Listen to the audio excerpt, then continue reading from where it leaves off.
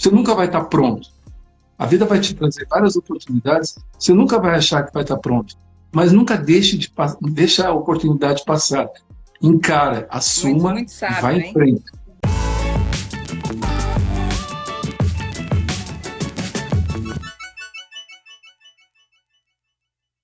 Oi, pessoal, estamos em mais um Papo com Palestrante.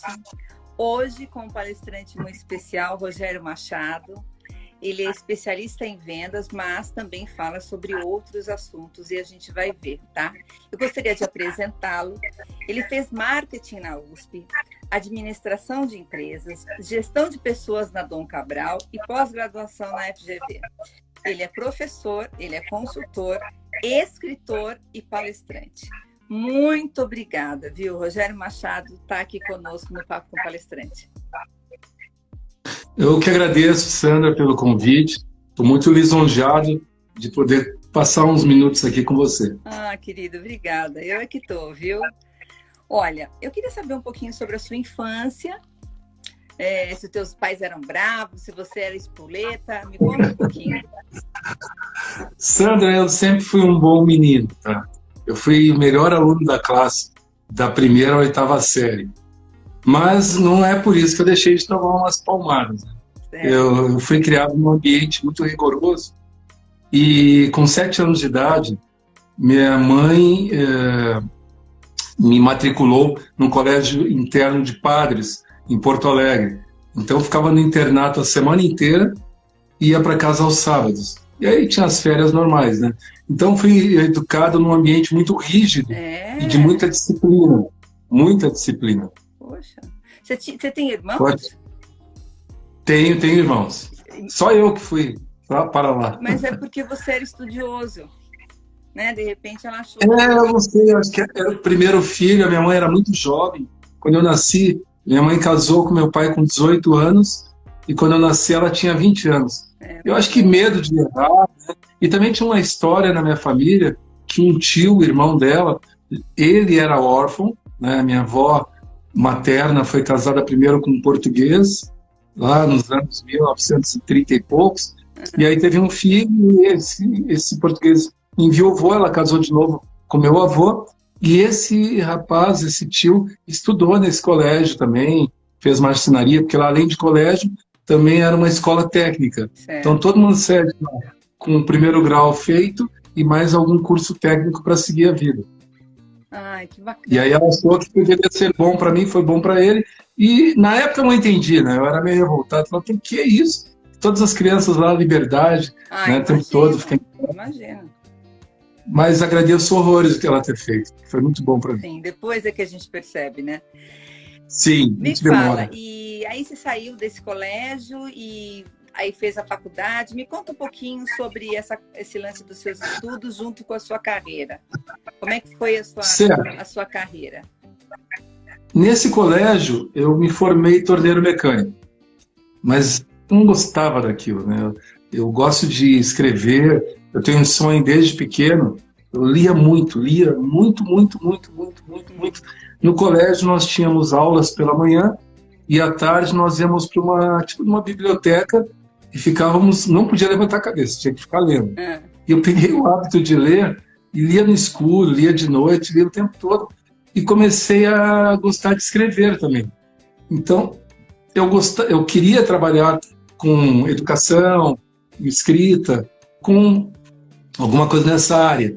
E torno mecânico era uma profissão operária que vale muito também, mas eu não me identifiquei com aquilo, né? E aí com 15 anos, 14 anos e pouco, quando eu terminei a oitava série, virei para meus pais, eu fui mais criado pelos meus avós até do que pelos meus pais. Meus pais se separaram, eu tinha 10 anos de idade, e aí eu ficava morando com meus avós. Muito engraçado, porque quando eu era pequeno, meu pai e minha mãe trabalhavam, saíam e deixavam eu com meus avós, me pegavam à tarde. Depois de um tempo, eles me deixaram algumas noites. Quando deu 5 anos, eles perceberam que, o Rogério está ficando mais com os avós, que nós vamos pegar ele de volta.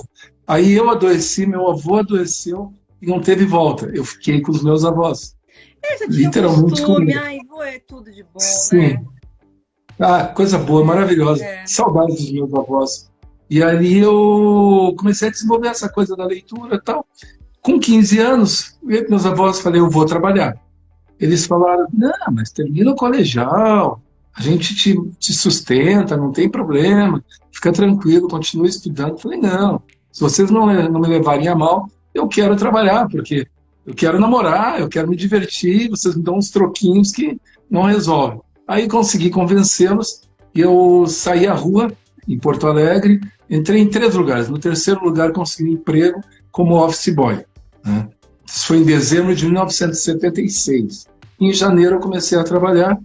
E aí, eu trabalhava num ambiente muito bacana. Não era um banco comercial, a gente era uma agência de crédito imobiliário dentro da instituição. E ali eu era office boy da diretoria. Tinha uma chefe, que era a secretária, Nancy. Aí eu observei e falei, olha, eu quero o que esses caras têm, né? Eles têm uma vida legal, bacana, estruturada, têm respeito, tudo, eu quero isso também. Falei com ela, Nancy, o que eles fazem? Ah, eles são diretores. O que tu acha que eu preciso fazer para ser diretor também? Ela deu uma gargalhada bem gostosa. Falou, Rogério, não venha com isso. Imagina um guri de 15 anos já querendo ser diretor, né? Você sabe que, às vezes, a forma que os caras se vestem. Você olha e fala, eu quero usar essa gravata. Eu falava assim, eu quero ser uma alta executiva, andar de salto alto e não sei o que e tal. E fui. Durante 12, 13 anos, foi o que eu fui. Pois é. Mas menino ficar andando de salto alto, se maquiando todo dia, não era fácil. Não era fácil. Mas conta, diga. E aí você outra vida, né? Diretor. Aí eu falei, vou ser diretor. Meu pai era corretor de imóveis. Meu pai sempre andava de terno e gravata. Eu nunca vi meu pai de bermuda. Nem de chinelo de dedo, por incrível que pareça. Até nos domingos ele usava sapato, uma calça social, costume, eram outros tempos, né? Sim. Eu tenho um tio que era irmão dele, que foi o primeiro auditor fiscal negro aqui no Rio Grande do Sul e virou procurador do Estado, né? Se aposentou como procurador, está vivo ainda, tem 91 anos, eram meus espelhos. Eu tinha um irmão da minha avó materna, que era um grande empresário na área de construção civil aqui no Rio Grande do Sul também, morava num lugar bacana. Eu fui pegando essas referências e aí fui falando, eu quero isso, mas eu não quero pistolão, eu não quero que ninguém me carregue, eu quero construir o meu caminho. Sim. E aí com 15 anos eu decidi, vou ser diretor. Daqui a 20 anos. Imagina, não sabia nem o que era planejamento estratégico, né? Mas eu falei, vou ser diretor. E ali eu comecei a analisar o que eu precisava fazer para efetivamente chegar a um cargo de diretoria. Sim. Né? E aí, uma primeira coisa que eu decidi, eu vou sempre me esforçar mais do que os outros. Eu vou sempre fazer o que eu tenho que fazer e ajudar quem está um cargo acima. Que aí eu já vou aprendendo o que a pessoa faz. Quando tiver uma oportunidade, eu já vou estar pronto. Com isso, dos 15 aos 19 anos, eu tive 3 promoções. Poxa. Eu era muito ligeiro ali, eu tive 3 promoções. Com 19, eu estava lá, meu trabalho era datilografar e negativar as pessoas que não conseguiam pagar a prestação da casa no SPC, né? Na época era SPC, era SCPC. E aí eu estava ali muito entretido, datilografando, não percebi que nas minhas costas tinha um gerente do banco, na época era o Banco Sul Brasileiro, que era de São Paulo, e tinha ido visitar a matriz e ficou me observando. Tempos ali. Aí ele foi falar com o meu chefe, gostei desse guri. Eu preciso de um encarregado em São Paulo e eu queria levá-lo. Aí meu chefe falou, primeiro só vai levar se promover. Segundo, se ele quiser, muito novinho e tal, né?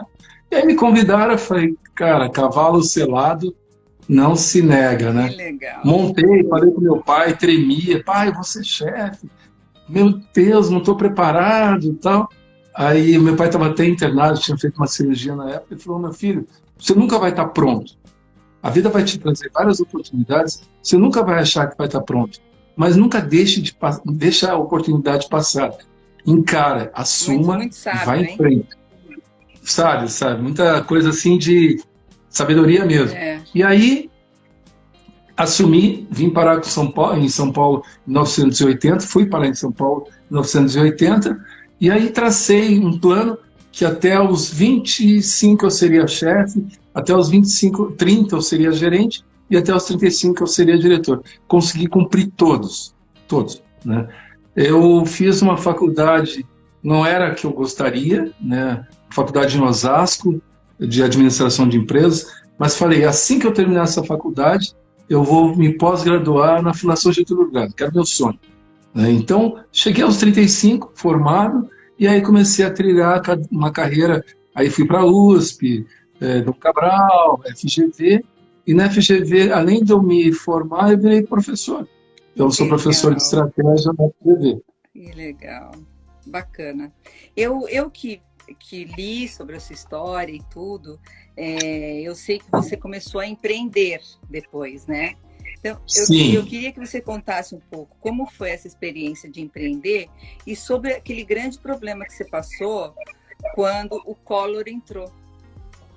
Ah, sim. Porque todo mundo acha que tudo é fácil, né, Rogério? E as coisas não são assim, sabe, né? Sandra, que eu às vezes fico chateado. Eu sou uma pessoa que tem muita fé em Deus, né? Eu acredito que isso tem feito toda a diferença na minha vida.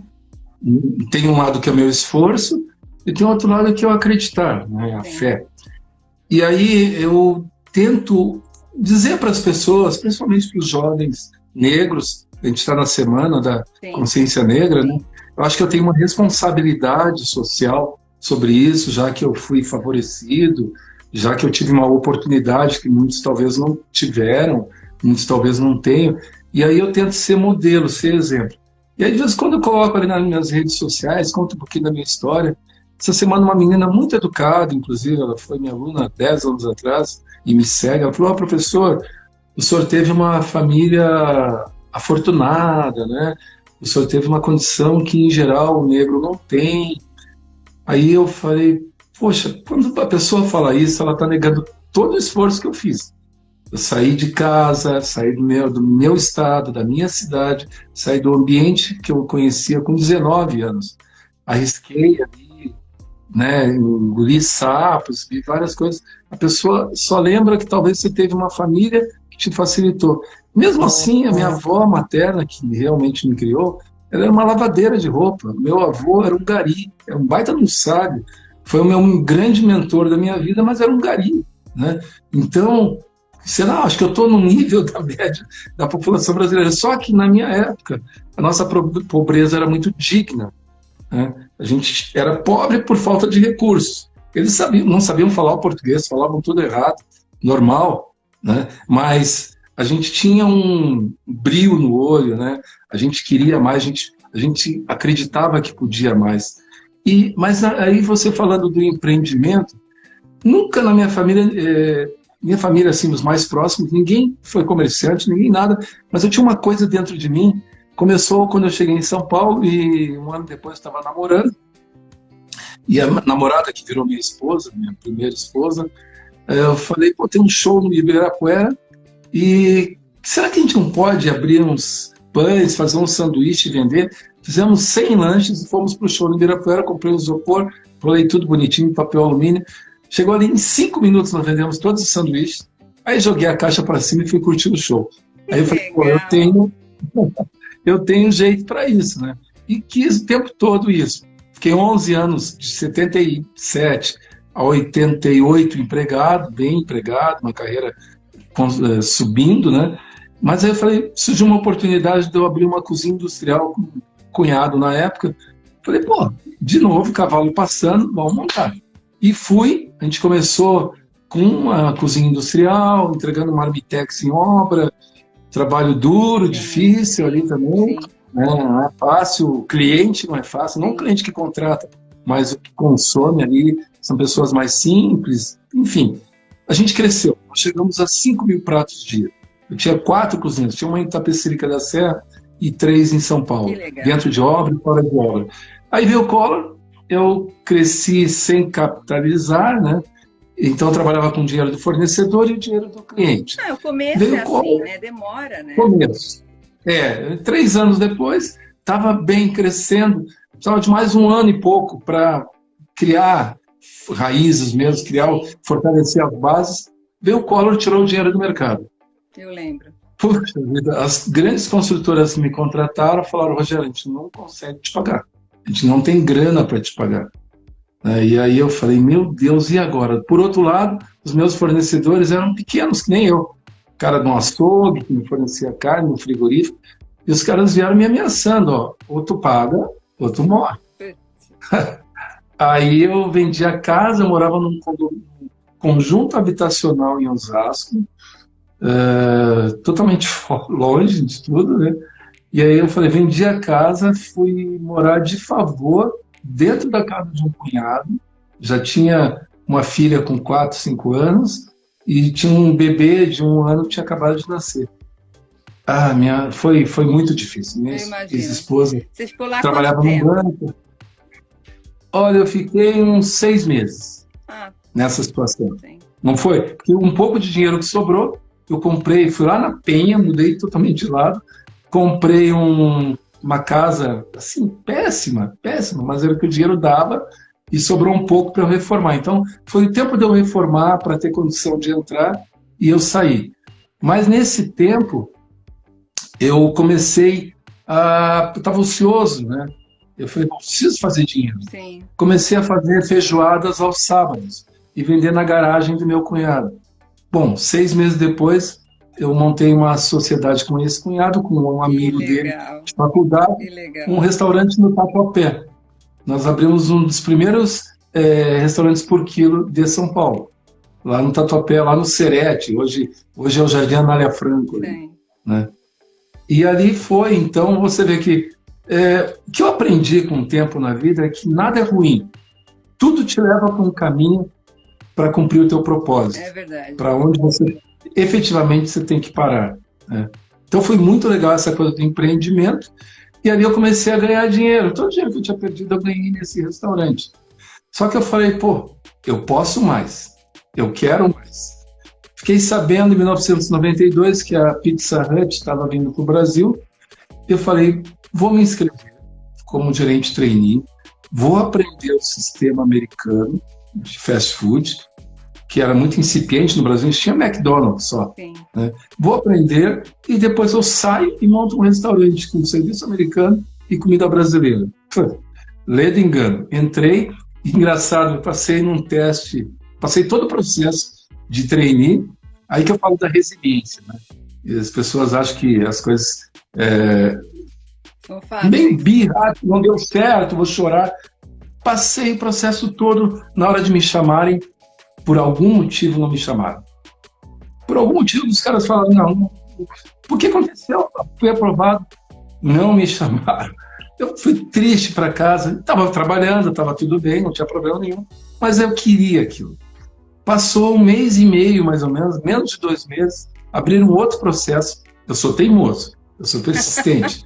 Entrei, me cadastrei de novo, passei o processo e entrei na empresa. Que legal. E aí, fiquei 1 ano e pouco na empresa, já estava pensando em sair, já tinha aprendido o que eu queria.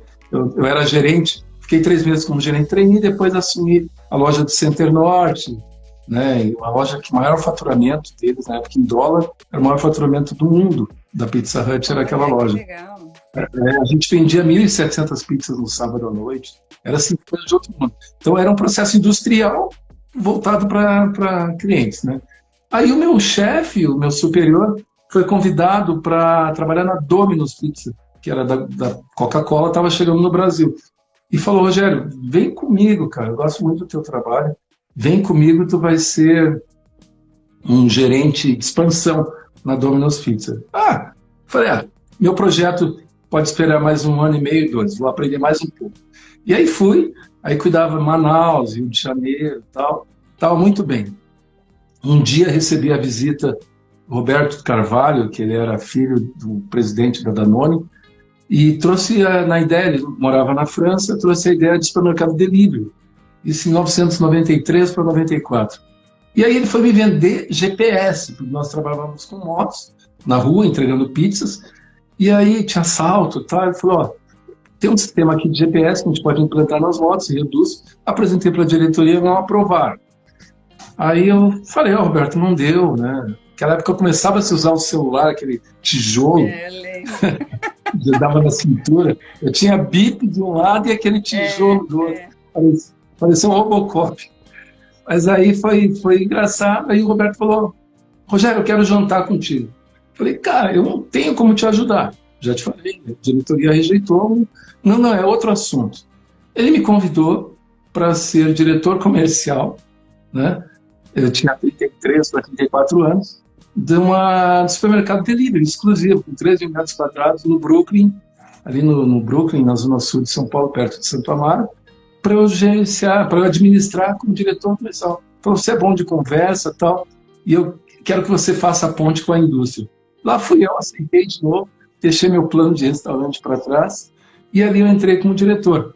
Não deu certo, né? Nós estávamos muito à frente do tempo, era um projeto muito legal, mas olha, hoje ainda se discute delivery de supermercado. Imagina isso 26, 25 anos atrás. Mas foi uma grande experiência. A operação foi vendida para o Grupo Sonai, eu fui para o Grupo Sonai como diretor também, e aí abriu um processo no Carrefour, me acharam e me puxaram para o Carrefour como diretor, como trainee de diretor de loja. Depois, em 8 meses, eu virei diretor mesmo do Carrefour, e aí entrei no varejo de fato, né? Então, foi uma mudança, uma quebra de paradigmas na minha vida, que o varejo me deu régua e compasso. O varejo é uma escola de negócios, porque você tem uma margem muito baixa, né? E tem que saber fazer a coisa, né? Senão... Tem que saber. Sim. Você tem que ser muito pão duro, você tem que saber negociar muito bem. E eu gerenciava equipes, a maior equipe que eu gerenciei no Carrefour tinha 1.100 funcionários. Sim. Imagina, você não manda em 1.100 pessoas. Eu tinha uma hierarquia com 5 gerentes grandes abaixo de mim e ia descendo até chegar no nível do pessoal de chão, de guerra, né? E ali entrei no varejo e foi muito legal. Que legal. E sempre com aquela coisa, fazer melhor, fazer a diferença. Quando começaram as palestras?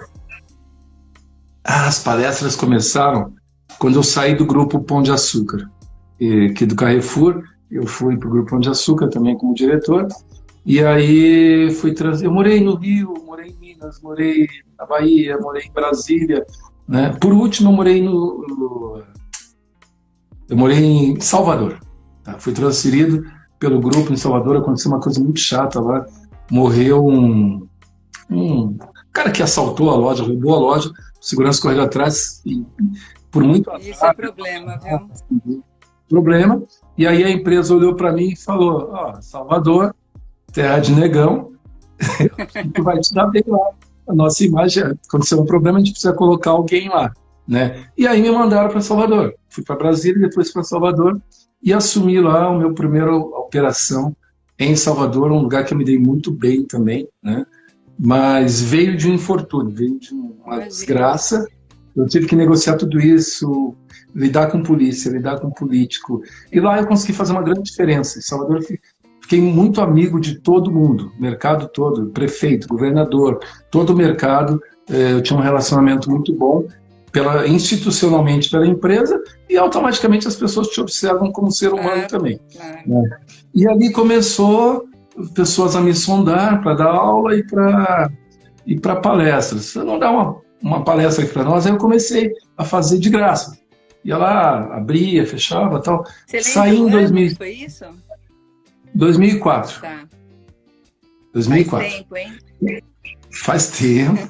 16 anos. Você lembra que tema que você Acho que foi o ano que você começou. Hã?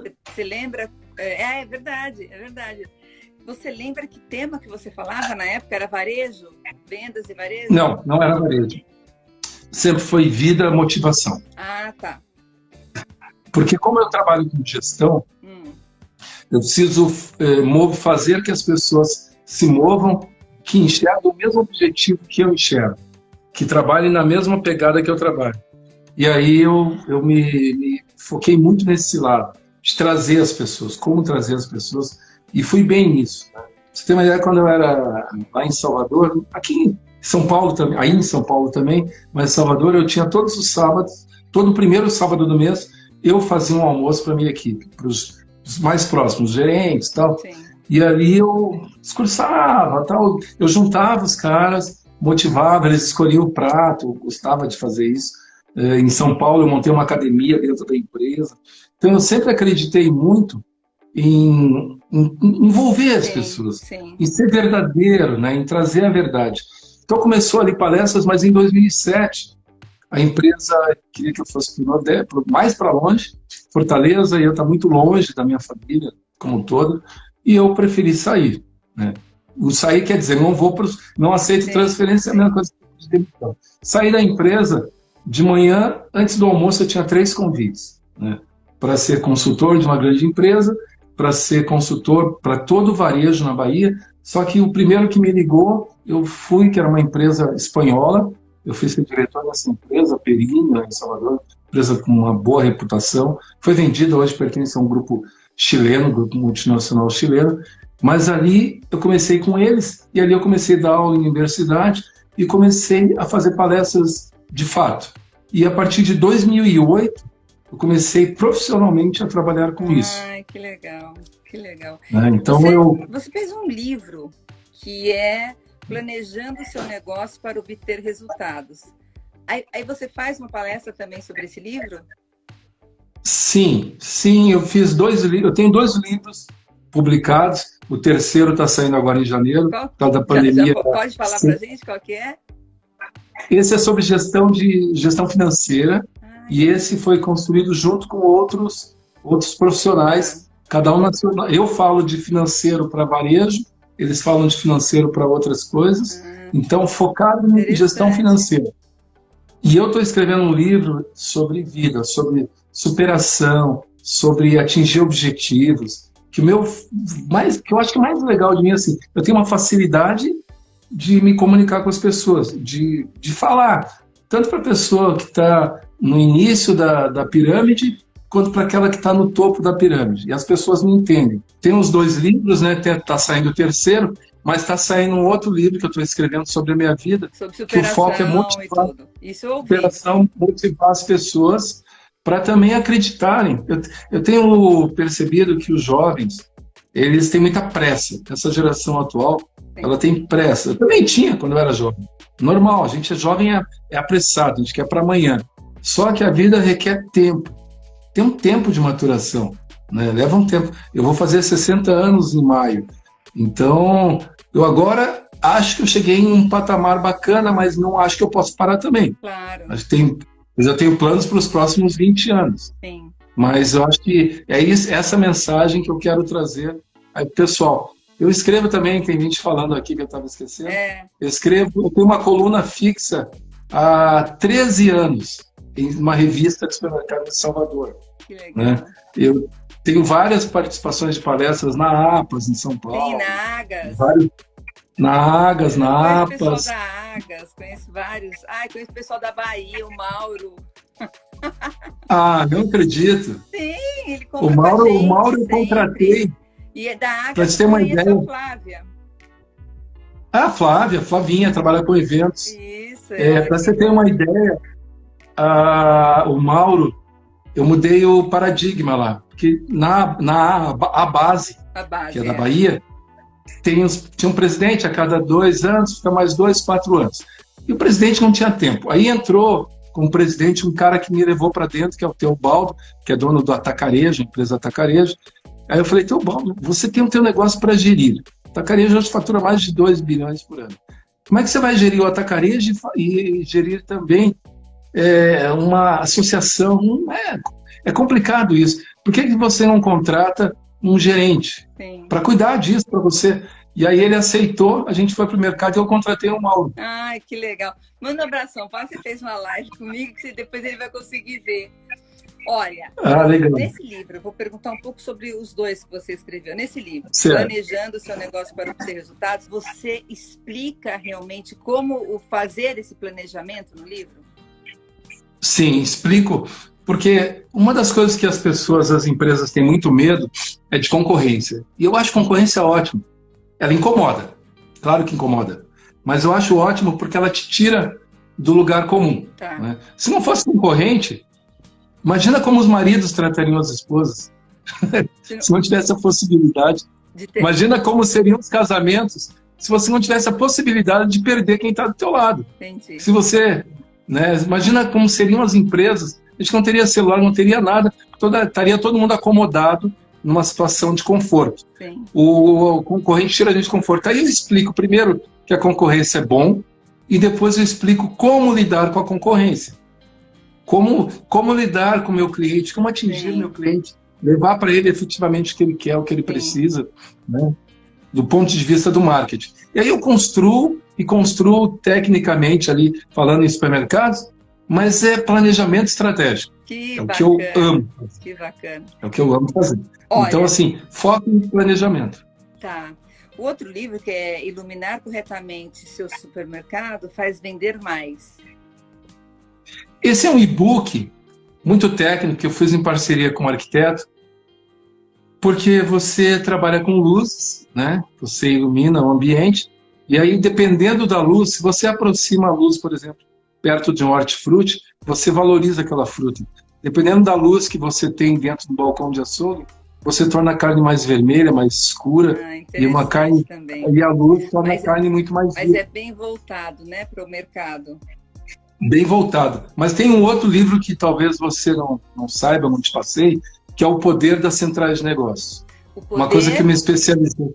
Das centrais de negócios. Isso mesmo que eu tinha entendido. O poder das centrais de negócios, que legal. Então, assim, desde 2010, eu me especializei. Eu deveria até ganhar um prêmio do governo da Bahia, porque eu trouxe muita gente que estava desorientada, trouxe a luz e recolhem muito mais impostos hoje do que recolhiam no passado. Eu ajudei a Mix Bahia, juntar pessoas, unir pessoas com o mesmo objetivo, juntar vários pequenos, tornar uma empresa grande. Hoje essa empresa é grande. Depois eu abri uma outra empresa, facilitei o processo na Rede Forte, onde eu estou com eles há quase 8 anos, fazendo consultoria. Então nós começamos ali muito pequenos e hoje a gente está indo para mais de 500 milhões de faturamento ano. Então isso foi uma coisa que eu me especializei. Foi? Isso foi uma coisa que eu me especializei também. A nossa chamada é Você Pode Mais.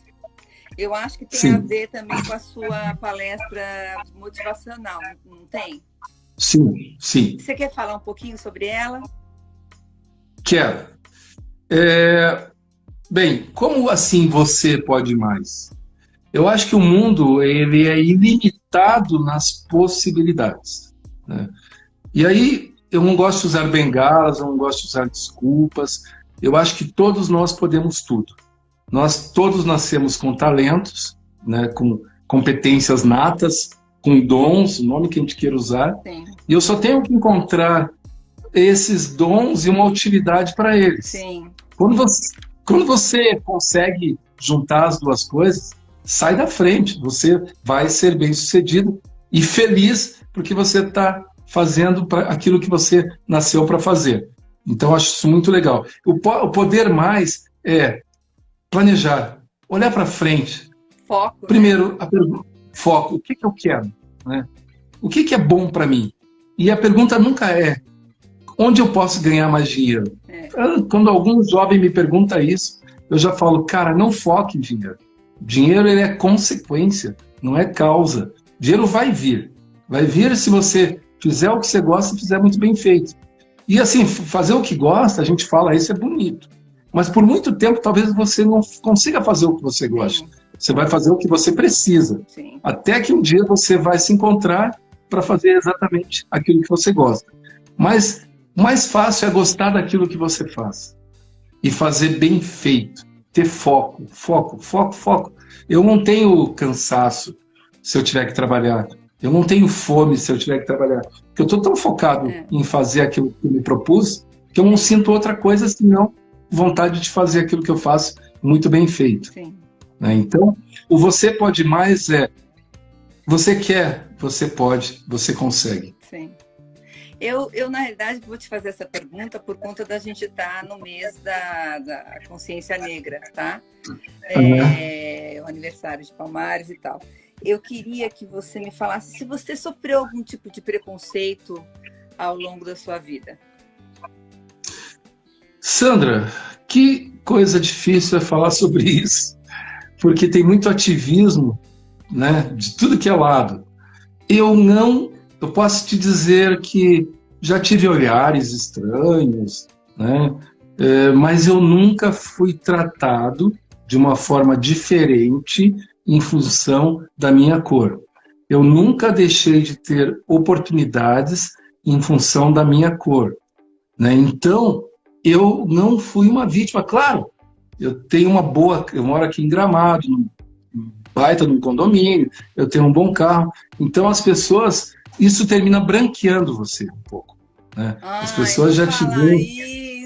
Não fala isso. Falo. Fala, as como pessoas se isso daí olham... fosse uma coisa boa, você ficar mais... Não, é péssimo. É péssimo isso. É péssimo porque quando tu chega com um carro bom, o cara não te enxerga como negro, né? Aí, agora, já aconteceu isso no Carrefour, olha só. Quando eu estava no Carrefour, em treinamento... vai sair, eu vou perder. Não, mas é verdade. Quando eu estava no Carrefour em treinamento, aí eu usava terno e gravata e tal, né? Ok. Quando eu fui fazer treinamento da parte operacional, eu tinha que vestir o uniforme da parte operacional. Quando eu estava de terno e gravatas, e as meninas sabiam que eu era um trainee, que eu ia virar diretor, passava, as meninas olhavam, faziam comentários, ok. Quando eu pus a roupa de padeiro, um dia que eu fui fazer um trabalho na padaria, eu passei pelas mesmas pessoas, ninguém me percebeu.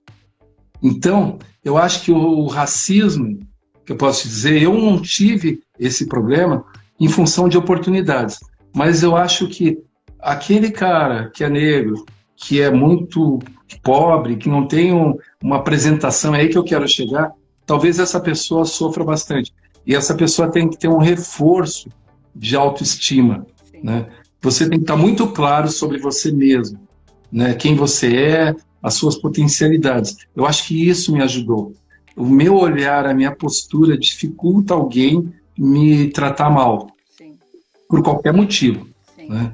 Não é pelo que eu tenho, mas pelo que eu sou. Então, quando alguém me olha... Isso é muito importante. É a tua postura para a vida, é muito importante. Postura. Quando alguém me olha, eu olho igual. E se a pessoa me olhar, enquanto ela me olhar, eu não desvio o olhar. Tá certo. Se ela estiver me olhando feio, qualquer coisa, eu vou olhar até que ela abaixe o olhar dela. Eu não abaixo o meu olhar. Tá certo. Eu não abaixo minha cabeça, né? Eu tive uma situação que a gente tem que confundir um pouco o que é racismo e o que é... Agora me fugiu a palavra, mas eu vou falar um exemplo aqui e talvez a palavra venha. É uma estranheza. Existe uma estranheza.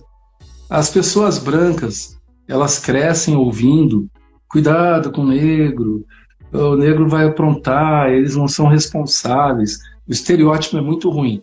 Então, você, um branco, vai se tornando adulto com esse estereótipo na cabeça. Uma vez, em São Paulo, eu fui contratado, eu tive 13 registros profissionais, sempre crescendo, sempre subindo.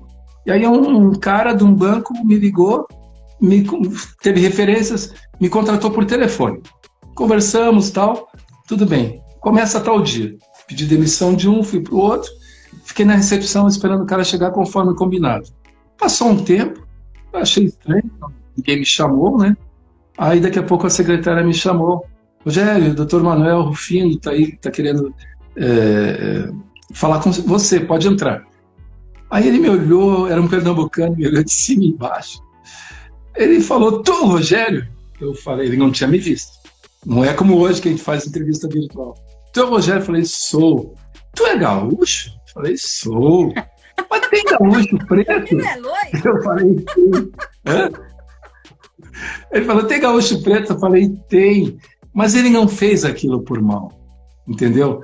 Ele se tornou um grande amigo meu. É que para ele era estranho, no nível que eu estava, ele não sabia, ele não conhecia um negro naquele nível, não conhecia um negro gaúcho, ele ia falar, gaúcho deve vir um loiro, um alemão, um italiano, nunca imaginou que havia um negro.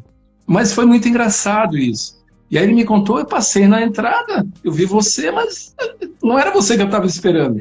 Né? Aí ele brincou, você joga bola? Eu falei, jogo, então tá contratado. Então, tem assim coisas folclóricas que a gente tem que saber separar. Mas o mais importante, talvez, né? Claro que deve ter cruzado com muita gente que não gostou de mim por algum motivo. Às vezes você entra nos restaurantes, né? Restaurante médio para cima, e todo mundo olha, chama atenção. mas é uma estranheza por não ter o costume de ver eu não acho nada disso, nessa coisa de estranheza. Acho que as pessoas amadurecem, elas têm que entender quais são os valores, por mais que a gente tenha crescido daquele jeito, entendeu? Eu também tive uma criação muito rígida, sabe? E a minha mãe também fala umas coisas assim, mas a gente tem que ter uma noção das coisas, né? Me fala uma coisa, o que você acha que é injusto, o que você não tolera e o que é inegociável? Bom, inegociável é o meu caráter. Nunca, por nada, eu mudaria alguma coisa que eu não concordasse. Nunca. Tá? Eu tive até convites para entrar em política, tudo, mas não entro porque eu não estou dizendo que todo político, não estou fazendo aqui juízo de valor. Sim. Mas eu acho que o caminho para você chegar numa solução para a sociedade passa por negociações e tem coisas que eu não negocio. Né? Para mim, meu caráter é meu caráter. O que eu não gosto é de injustiça. Então, mas o que é injustiça para você? Injustiça para mim é você tratar diferentes iguais e de uma forma igual. Por exemplo, alguém sempre chega atrasado no trabalho e o outro chega sempre no horário. Poxa, isso eu tenho que tratar diferente aquele cara que não cumpre o que ele falou que tinha que ser cumprido. Né? Então, eu vou tratar ele duro, vou tratar de uma forma diferente e vou valorizar. Eu gosto de méritos. Sim. Aí o pessoal sempre fala, Rogério, toma cuidado porque para ser julgado por mérito, a largada tem que ser igual. Eu penso o seguinte, eu não consigo mudar para trás. Eu não consigo transformar a sociedade da noite para o dia. Então eu vou usar as armas da sociedade conforme elas se apresentam. O que eu falo sempre nas minhas palestras? Existe uma expectativa muito baixa sobre o negro. As pessoas têm... Se eu fosse loiro de olhos claros, a expectativa seria altíssima. Só a foto minha numa palestra já ia ser um negócio de louco. Mas pelo contrário, sou negro. Chamativo. Mas eu sou negro, então os caras não esperam muita coisa. Já que não espera, eu dou um show e surpreendo de uma forma que os caras me querem, me amam. Que legal. Porque eles falam assim, pô, imagina esse cara. Entendeu? Olha o que esse cara fez. Então eu pego o limão e faço a limonada. Que bom. Olha, a gente já extrapolou o tempo e eu queria te pedir, como última informação, uma dica. Eu sempre peço uma dica para o palestrante. Não é uma dica de vida, uma dica que você fala em as suas palestras. Dá uma dica para a gente. Acredite em você. Não importa o que as pessoas digam, acredite em você. Tenha fé, tenha paciência, persista, seja teimoso e lá na frente você vai vencer. Não importa seu gênero, seu sexo, sua cor de pele, sua origem, não importa nada. Faça de uma forma excelente qualquer coisa e você vai ser bem-sucedido. Obrigada. Olha, adorei, Rogério. Adorei tudo que você falou. Você abriu seu coração para nós. Enfim, me convida aí para uma palestra para te assistir, por favor, tá bom? E, olha, convidarei. Um beijo muito grande. Muito obrigada por participar do Papo com Palestrante, tá? Eu que agradeço. E quem sabe a gente não trabalha junto. Claro! Não, com certeza. Com certeza. Fica com Deus. Você também. Obrigado. Você também. Obrigada, viu? Tchau. Tchau, tchau.